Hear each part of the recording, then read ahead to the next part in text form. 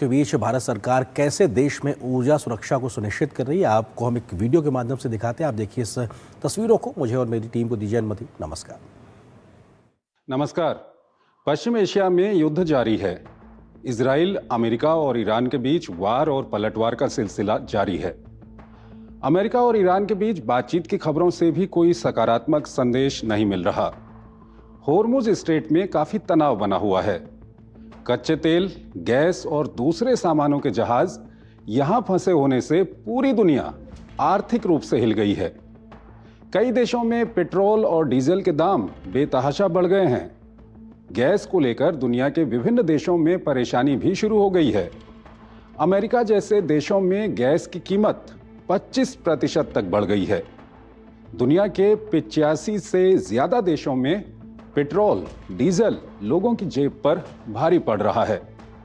इन देशों में petrol, diesel के रेट 50% तक बढ़ गए हैं।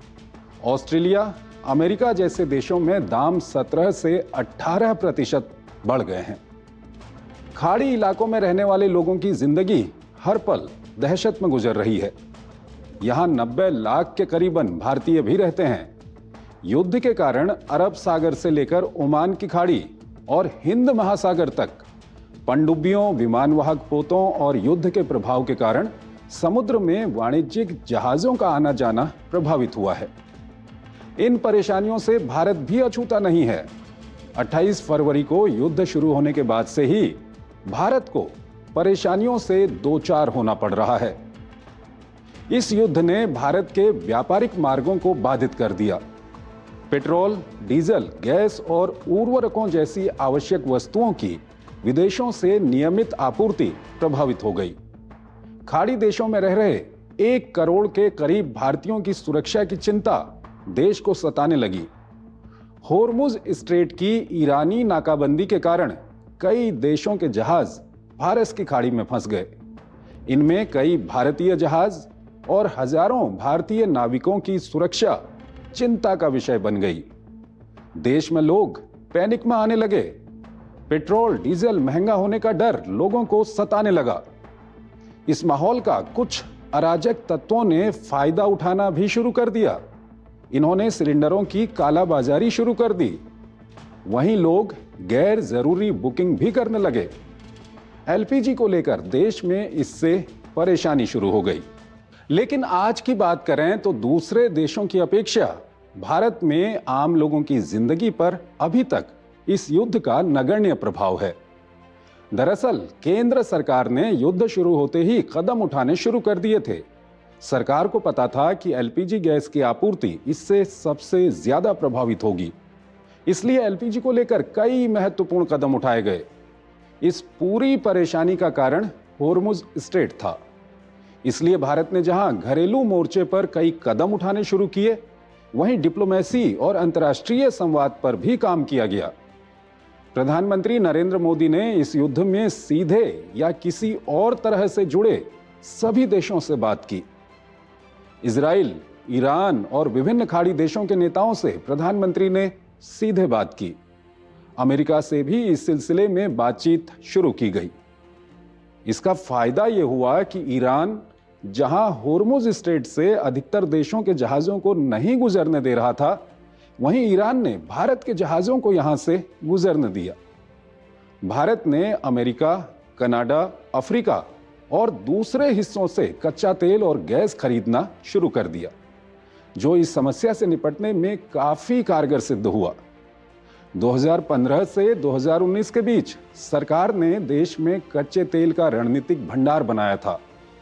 वो भी यहां पर ऊर्जा सुरक्षा सुनिश्चित कर रहा है।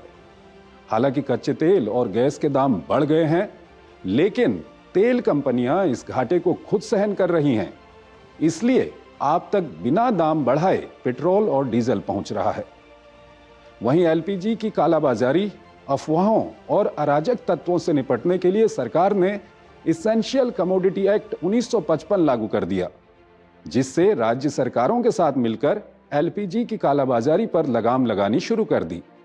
एलपीजी को लेकर अभी परेशानी बनी हुई है।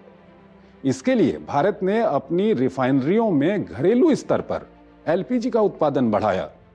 कॉमर्शियल एलपीजी के सिलेंडरों की आपूर्ति 40 से 50% तक की, ताकि घरेलू सिलेंडर की आपूर्ति पूरी हो। यही कारण है कि लोगों को घरेलू सिलेंडर की कोई परेशानी नहीं हो रही है। लोगों और वाणिज्यिक संस्थाओं को पीएनजी की ओर स्विच करने को प्रोत्साहित किया गया। इसका फायदा भी दिख रहा है। वाणिज्यिक सिलेंडरों की समस्या को देखते हुए कोयला, केरोसिन जैसे वैकल्पिक ईंधनों को प्रोत्साहित किया जा रहा है। प्रवासी मजदूरों की समस्या को देखते हुए उन्हें 5 किलो के सिलेंडर उपलब्ध कराने शुरू किए हैं। खाड़ी के देशों में फंसे भारतीयों को लेकर भी भारत ने अपने दूतावासों के जरिए इन लोगों की मदद शुरू कर दी है। भारत ने अपने लोगों के लिए उड़ानों की व्यवस्था की है।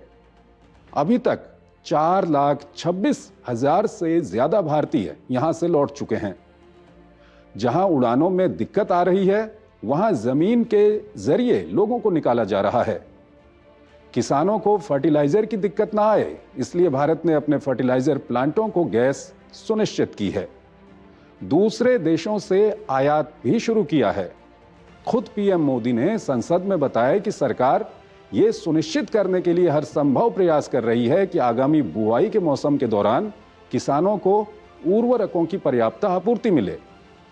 उन्होंने बताया कि इस संबंध में सभी आवश्यक तैयारियां पहले ही पूरी कर ली गई हैं। देश में पिछले 10 सालों में फर्टिलाइजर का उत्पादन बढ़ाना भी यहां काफी काम आ रहा है। खाड़ी में फंसे भारतीय जहाजों से भी भारत लगातार संपर्क में है। वहीं विदेशी जहाजों में फंसे भारतीय नाविकों को लेकर भी भारत सक्रिय है। भारत अपने दूतावासों के जरिए अभी तक 635 से अधिक नाविकों को स्वदेश ला चुका है। इस परेशानी को देखते हुए भारत ने कुछ दूरगामी कदम भी उठाने शुरू कर दिए हैं। केंद्र सरकार ने नेचुरल गैस और पेट्रोलियम प्रोडक्ट्स डिस्ट्रीब्यूशन ऑर्डर 2026 लागू कर दिया है। इसका मकसद है देश में बड़े पैमाने पर पाइप से नेचुरल गैस पहुंचाना और एलपीजी को पीएनजी से रिप्लेस करना और भारत को धीरे धीरे गैस आधारित अर्थव्यवस्था में बदलना। वहीं चाहे कच्चे तेल का रणनीतिक भंडार बनाना हो या पेट्रोल में एथेनॉल ब्लेंडिंग, वहीं अगर हम बात करें रेलवे के इलेक्ट्रिफिकेशन की या मेट्रो सेवा को देश में बढ़ाना, पिछले 10 साल में देश में उठाए गए कई ऐसे कदम हैं जिन्होंने आज देश में ऊर्जा खपत कम की है। नवीकरणीय ऊर्जा का भी इसमें काफी योगदान है। ये ऐसे कदम हैं जिनके कारण भारत आज इस वैश्विक संकट से निपट रहा है। तो इस वीडियो में इतना ही। नमस्कार।